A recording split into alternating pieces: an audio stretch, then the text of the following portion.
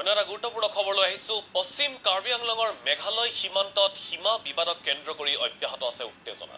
সীমান্ত অঞ্চলটোত দুয়ো ৰাজ্যই পৃথকে পৃথকে বিঅপি স্থাপনক লৈ বিতৰ্কৰ সূচনা হৈছে। আজি সীমা সমস্যা সমাধানৰ দাবীত কাৰ্বি ছাত্ৰ সন্থাৰ উদ্যোগত উলিওৱা হয় এক বিশাল প্ৰতিবাদী সমদল। পশ্চিম কাৰ্বি আংলঙৰ জিৰি কেণ্ডিঙত 2 সহস্ৰাধিক লোকে এই প্ৰতিবাদ সাব্যস্ত কৰে।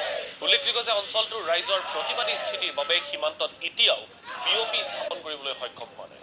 আজি জিৰি কেণ্ডিঙত আৰক্ষীৰ জৰিয়তে অসমৰ মুখ্যমন্ত্ৰীলৈও এক স্মাৰক পত্ৰ প্ৰেৰণ কৰে প্ৰতিবাদী ৰাইজে।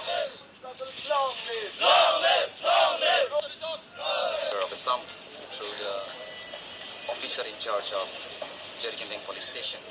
Why we have seen recently that the Meghalaya government has